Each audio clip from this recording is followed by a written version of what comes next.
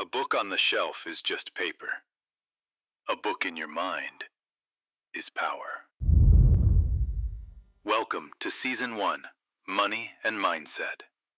We are here to rewrite your internal script. Let's decode.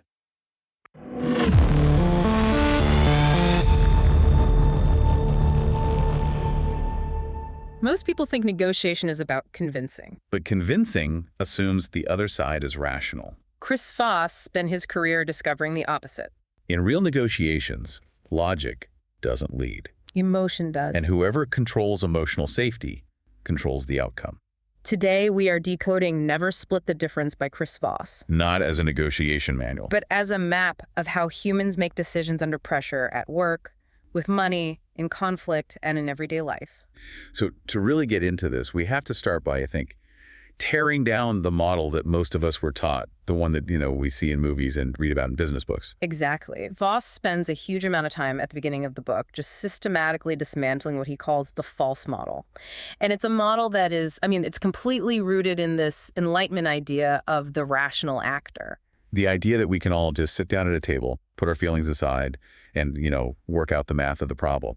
That's it, precisely. It really operates on this fundamental assumption that when people are in conflict, they can and should just transform into these objective, logical problem solvers. And that old framework is incredibly structured, almost like a clinical procedure, isn't it? It has these very clear rules. Oh, absolutely. It's built on 4 main tenets, and they're all designed to sort of sanitize the conversation, to remove all the messy human stuff, the ego, the fear, the irrationality. On paper, it looks like a perfectly optimized system. So what's the first tenet? The first one demands that you separate the person from the problem. The idea is to treat the problem like a math equation that 2 engineers can solve together, completely separate from their identities or their emotions. Okay, so step 1 is to pretend you're both robots. What's step 2? Step 2 is to focus on interests, not positions. So don't get hung up on what they're asking for, which is their position. Instead, you're supposed to dig down to find out why they're asking for it, their underlying, supposedly rational interest. Which then leads to the cooperative part. Exactly. That's the third tenet. You jointly generate all these creative win-win options that give everyone more of what they want. It's all about collaboration, not a zero-sum fight. And the final piece is establishing some kind of objective standard, some external criteria to judge the solution by so nobody's feelings get hurt. Right. A clean, logical, step-by-step process. And it sounds great in a boardroom simulation or a university classroom, but Voss's whole point is that it completely and utterly collapses in the face of real high-stakes human conflict. And he has the experience to back that up. This isn't just theory for him. Not at all. He highlights this collapse by bringing in the raw, real-world context of the FBI's own history. His team found that this entire rational problem-solving method was just. It was fundamentally useless for dealing with the kind of extreme emotional volatility you see in life-or-death situations. We're talking about really catastrophic events, right? Yeah. Things like the sieges at Ruby Ridge and Waco. Exactly. Those were situations where the air was thick with deep-seated fear, paranoia, rage. These are not environments where you can just suggest a joint problem-solving mindset. Trying to do that when people genuinely believe their lives are on the line, it just doesn't compute. So the core assumption of that whole model is what fails. The idea that you can just talk someone out of their fear. That's the structural failure, the belief that the emotion, the animal side of the brain can be suppressed just by introducing a logical argument. When the stakes get high enough, that logical brain, the neocortex, it just goes offline. The negotiation stops being about data and becomes 100% about survival. Which leads us straight into the actual mechanics of why we're so irrational. This isn't just an opinion. It's backed by a ton of modern psychology. A massive amount. We now know, especially from the Nobel-winning work of Daniel Kahneman and Amos Tversky, that people are just not the rational, self-interested creatures that classical economics always assumed we were. It's a fundamental misreading of human nature. Because we're full of these cognitive biases. Over 150 of them that have been identified. Our brains are constantly running these unconscious programs that actively distort our perception of reality. Our mind isn't an impartial computer waiting for data. It's a filtering machine that prioritizes everything based on emotional cues. And Kahneman's dual system model is the perfect way to understand this. System 1 versus System 2. It's the perfect lens. System 2 is the one we think is in charge. It's our slow, deliberate, logical mind, the one that requires real effort. But System 1, That's the fast, instinctive, automatic, and deeply emotional mind. And the key insight from Voss is that System 1 is really the one running the show. It's far more influential. It's not just a shortcut. System 1 is like the emotional current that steers the big, slow ship of System 2. All the gut feelings, the immediate impressions, the beliefs generated by System 1. That's the raw material that System 2 then uses to build its so-called logical conclusions. So even our most carefully thought out decisions actually started as an emotional nudge. Exactly. Which means if you can influence someone's System 1, their emotional frame, their gut reaction, you are essentially guiding their System 2 rationality. It's a form of control that completely bypasses intellectual argument. There's that great example in the book with the Harvard negotiation student, Andy. It's almost painful to read. It really is, because this student was specifically trained in the old model and was instructed to hold back a certain amount of money no matter what. And yet Voss just dismantled him. Yeah. Not with logic, but with, these subtle emotional moves. He negotiated Andy down to his very last dime. And it all hinged on one simple, calibrated question. Not a demand, not a fact, but a question. How am I supposed to do that? That one question. What did it do psychologically? It wasn't a request for data. It was a subtle emotional jab that spoke directly to Andy's System 1. It made him feel that his offer was inadequate and, crucially, that he now had a responsibility to help solve Voss's problem. So his emotional mind accepted that reality first. Yes. And then his System 2, the logical mind, just dutifully followed along, creating all the rationalizations for why giving up more money was the necessary and logical thing to do. The emotional frame shifted, and the logic just fell into line. This completely flips our whole idea of negotiation on its head, especially when it comes to the idea of compromise. Oh, absolutely. The idea of splitting the difference is so deeply baked into our culture as the definition of fairness. But Voss argues very convincingly that compromise is often the worst possible outcome. Because it feels like an easy way out. It feels like a shortcut to finishing, but it's usually just masking a huge failure. A failure to actually understand what the other side really needs. Neither side has to be creative, and both sides end up settling for something that is, suboptimal or even completely irrational. He uses that great analogy of the couple arguing over shoes. It's perfect. The wife wants the husband to wear black shoes. The husband wants to wear brown shoes, so they split the difference. He wears one black shoe and one brown shoe. Which is completely absurd. Of course. Because either extreme all black or all brown would have been a better, more coherent outcome. The compromise created a result that neither person actually wanted, and that is the definition of a failed negotiation. You've just split an outcome instead of creating any real value. So if that rational model is a false map, we need to understand the real territory. And for Voss, that territory is the human nervous system. That's it, exactly. The real battlefield isn't the conference table between two people. It's the internal physiological state of the person sitting across from you. And everything is driven by these primal urges. Every single human interaction, from a billion-dollar deal to arguing with your teenager about curfew, is driven by the same two universal primal needs. The need to feel safe and secure, and the need to feel in control. And these are not logical needs. You can't reason with them. No, they're wired deep into our oldest brain structures. They are urgent and completely illogical. So trying to argue against them, telling someone their fear isn't rational or their need for control is imaginary it's totally useless. You're arguing with a biological survival alarm. And when people feel like they're not in control, they react in a very predictable way. They adopt what he calls a hostage mentality, whether they're actually a hostage or just someone with a grievance at work. Neurologically, the reptilian brain and the limbic system, which governs survival and emotion, just completely overwhelm the rational prefrontal cortex. And the result is they either lash out or shut down. A sharp, involuntary shift. Extreme defensiveness, aggression, or just complete withdrawal. So when you try to back someone into a corner with pure logic, all you do is push them toward flight or, you get that counterfeit yes. The yes they give you just to make the emotional pressure stop. Precisely. They agree politely, but they have zero intention of ever following through.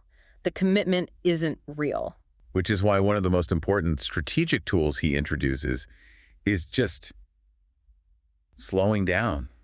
Pacing. It's absolutely essential. Rushing a negotiation is the fastest way to make someone feel like they're not being heard. And that immediately destroys any chance of building rapport or trust. And there's actual research that shows time itself is a tool. A powerful one. Just the passage of time can be a stabilizing force. When you deliberately slow the process down, you are naturally lowering the emotional temperature in the room. You're giving their limbic system a chance to calm down and allowing their rational brain to maybe come back online. The quote from the book that really sticks with me is, if someone is talking, they're not shooting. That captures the essence of it. The goal isn't to rush to a conclusion.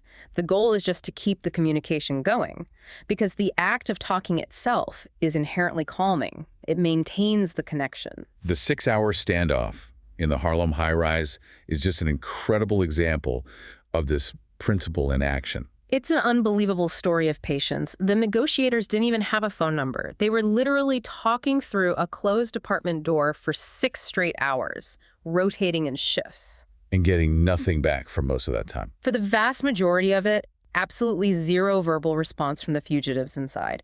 But they just kept going, calmly, consistently, just describing what the people inside were probably feeling, using a non-threatening, reassuring tone of voice. And eventually, it worked. It did. The fugitives came out and surrendered peacefully, and when they were asked why, they said the negotiators just calmed us down. And crucially, they made them believe they weren't going away. That persistence broke through the panic and the feeling of isolation. So that sustained patient communication was the tool that allowed their rational minds to re-engage. It let the emotional heat just dissipate. Which brings us to the next logical question. If slowing down is the strategy, what do you actually do with that time? And that leads us right to the core concept of tactical empathy. And we have to be really clear about what this means. It's not about being kind or nice. No, that's a critical distinction. This is not a soft skill. It's a hard structural mechanic for emotional analysis. Tactical empathy is defined as the ability to see the world from the other person's perspective, to understand their emotional reality and quickly assess what's driving them. It is a calculated, strategic act. The key being that you don't have to agree with them at all. Not in the slightest. You can think their worldview is completely insane. But by simply verbalizing their situation and articulating their emotions, you send a powerful signal. I am listening to you. I understand you. And that acknowledgement is where the influence comes from. That's the leverage. The more accurately you can perceive and articulate the emotions of the person across from you, the more power you gain to frame the interaction and guide where it goes next. It's high-level emotional intelligence used for a strategic purpose. Okay, so the first tool for actually doing this, for operationalizing tactical empathy, is mirroring. Right, which has a technical psychological name, isopraxism. And it's something we all do unconsciously. It's this neurobehavioral reflex where we start copying the speech patterns, the tone, the body language of people we feel comfortable and safe with. Why do we do that? Because we are biologically hardwired to fear what's different and to be drawn to what's similar. Mirroring is this unconscious, nonverbal signal that says, hey, trust me, we're on the same team.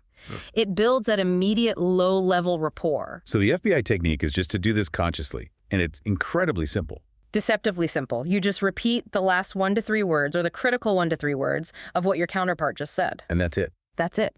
And that simple act of repetition triggers that mirroring instinct in them.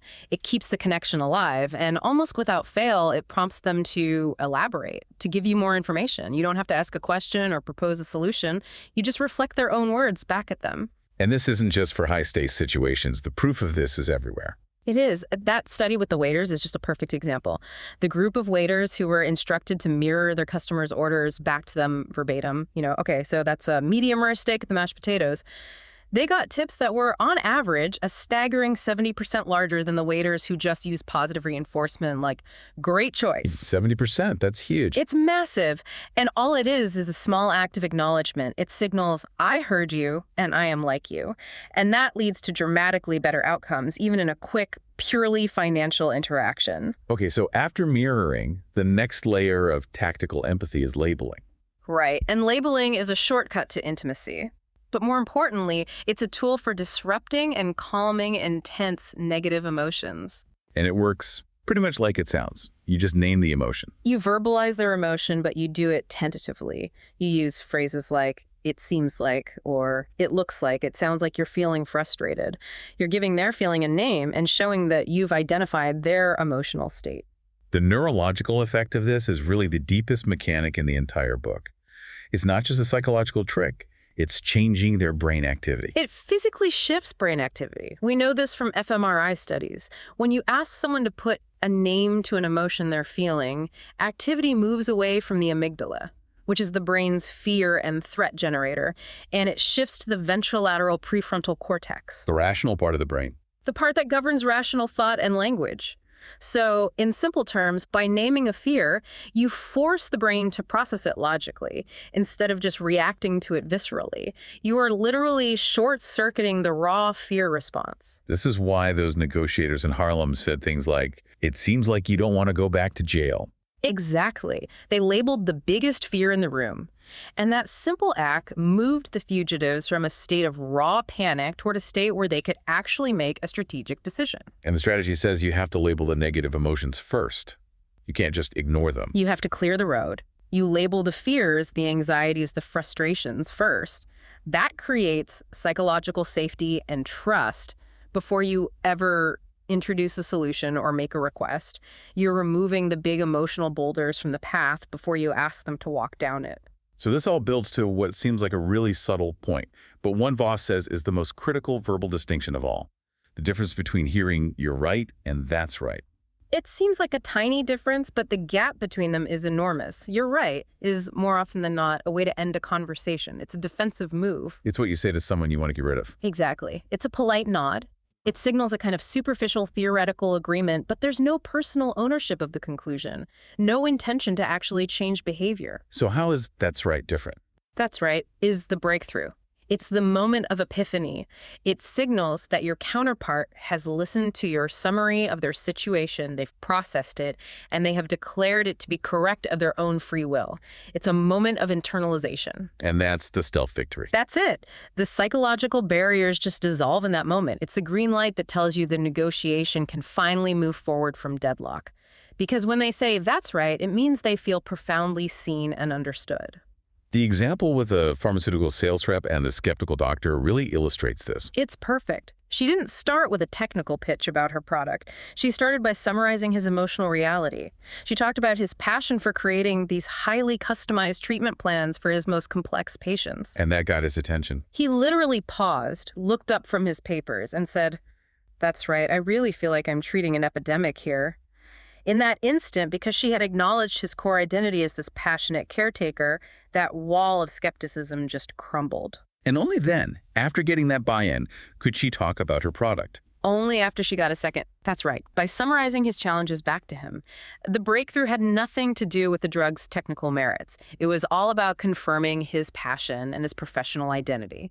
The ability to get to "that's right" really reveals this paradox of control that runs through the whole book. You're getting control by giving it away. Exactly. You regulate the interaction by granting the other person autonomy and a feeling of safety. And this whole strategy really begins by completely reframing how we think about the word "no." We are all conditioned to fear no. We think it's the end of the line, a final rejection. But Voss says it's not. Not at all. Yeah. He says no is almost never a final rational decision. It's usually a temporary emotional reaction designed to maintain the status quo. It's a self-protection mechanism against the anxiety and risk that comes with change. So hearing "no" isn't the end of the negotiation. It's the real beginning. Getting them to say no early on is actually a strategic goal, because the moment they say it, they feel protected, they feel in control, they've drawn a line.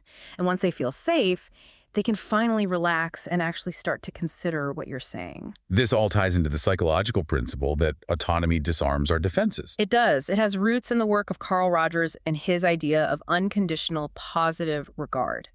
The idea that for real gut-level behavioral change to happen, not just temporary compliance, you have to create an environment of acceptance. And if you push too hard for yes, you get the opposite.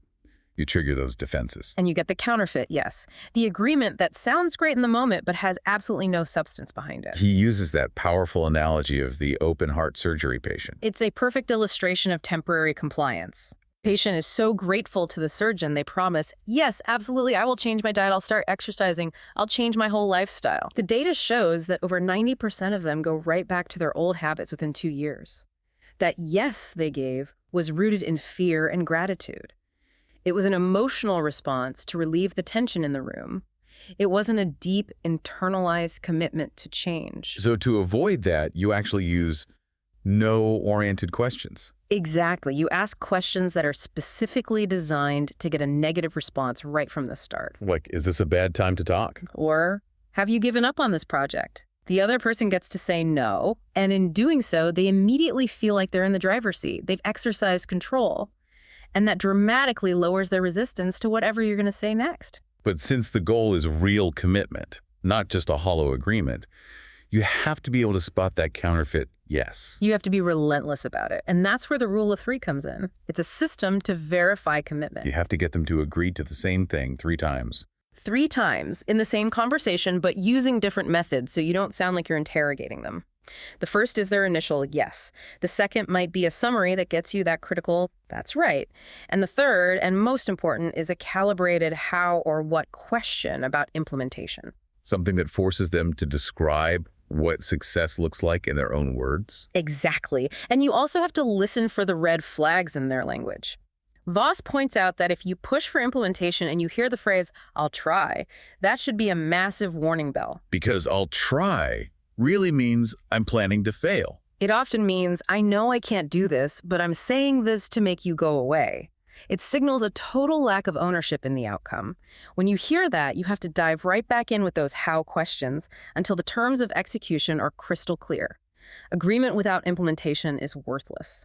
This brings us to the actual mechanics of these questions, the calibrated questions that shift the cognitive burden. This is the real engine of the method. It's not about being persuasive. It's about a quiet, strategic redirection of responsibility. So what exactly is a calibrated question? It's a query that the other person can answer, but it doesn't have a simple, fixed yes or no answer.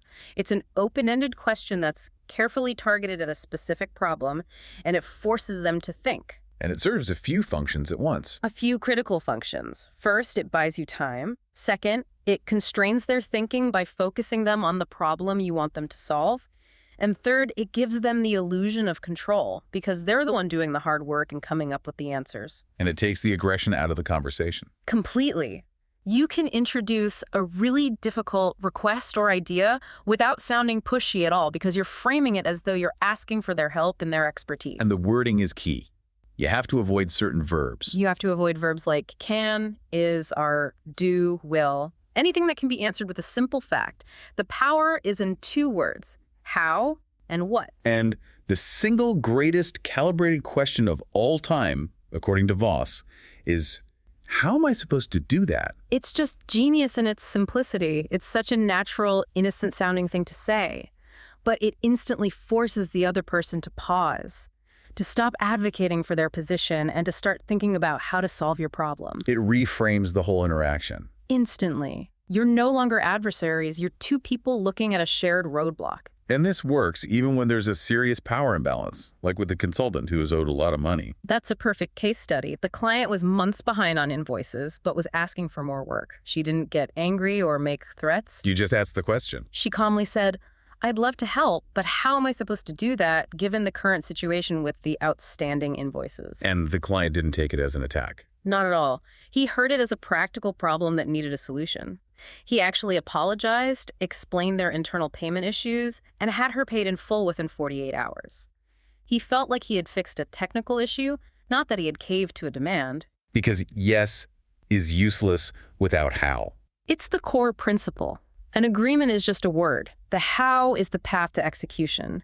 And you have to make sure that path is defined in their own voice. So you ask those key implementation questions. How will we know we're on track? And how will we address things if we find we're off track? When they answer those questions for you and you summarize it back to them to get that final, that's right, you have genuine buy-in. You have commitment. It's what he calls listener's judo. A perfect term for it. You're not fighting them head on. You're using their own energy, their own momentum, their own desire to solve problems, to guide them toward the objective you want to reach. This all hinges on emotional perception, which brings us to the concept of fairness. Such a loaded word. It's one of the most powerful emotional levers there is. And we have to be clear, fairness is not an objective, calculable state. It is a feeling. It's an emotional stabilizer. And we know emotion is essential for decision-making. Absolutely. The neuroscientist Antonio Damasio did that pivotal research with patients who had damage to the emotion-generating parts of their brains. They couldn't make even the simplest decisions, like what to eat for lunch. Logic alone is paralyzing. The ultimatum game is another perfect example of this. It shows how powerfully the feeling of unfairness can override pure logic. You give two people $10, one person proposes a split.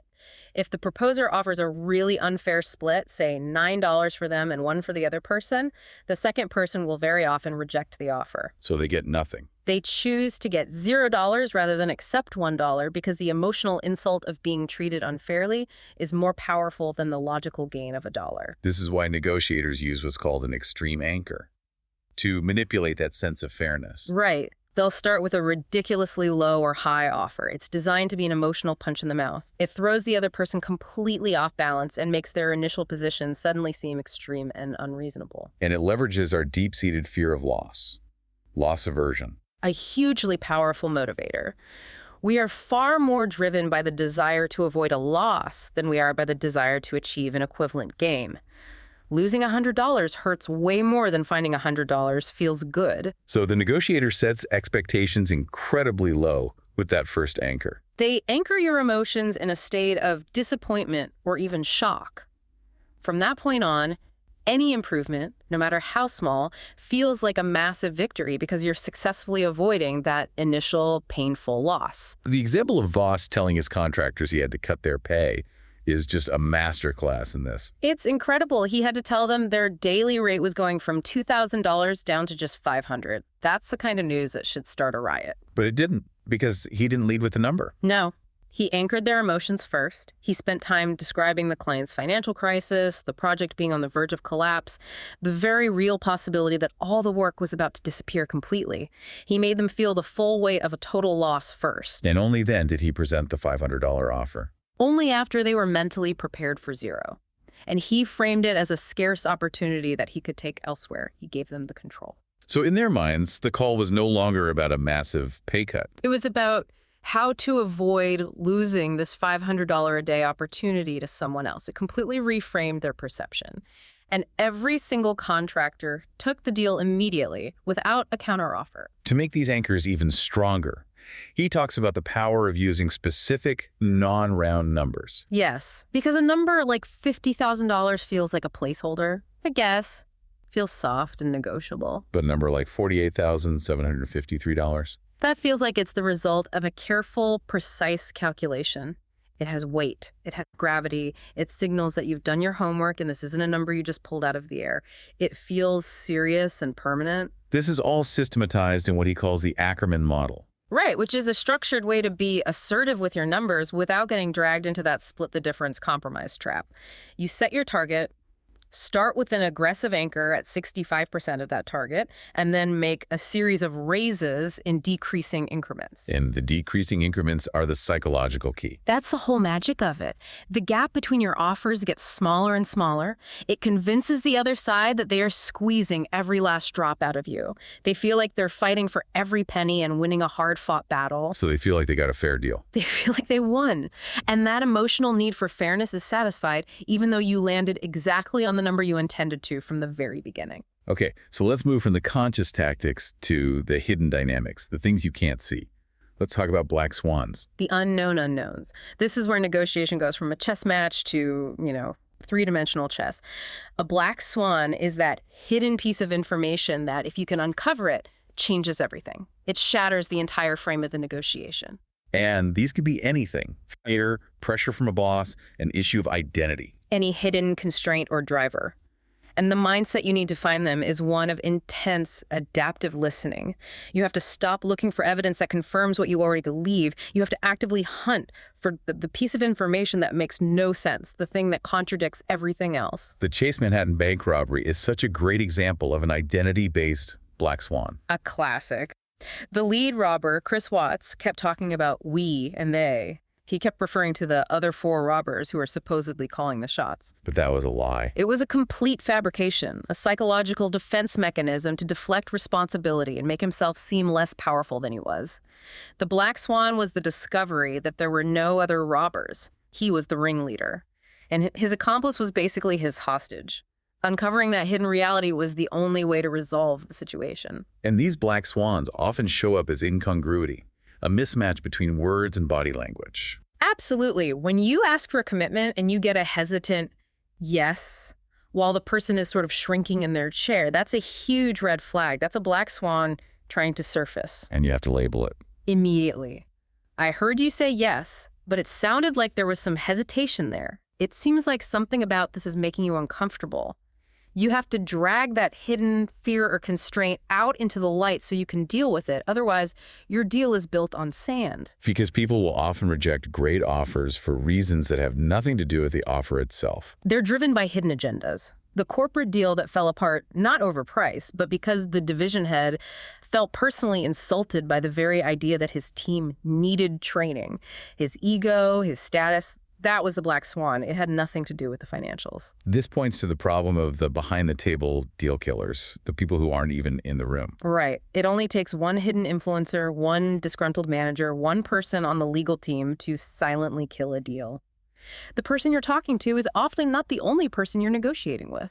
So you have to use calibrated questions to map out that hidden landscape. You have to ask things like, how does this affect everyone else on your team? Or how on board is the rest of your organization with this plan? You are proactively searching for those unseen constraints and influencers who are operating behind the scenes.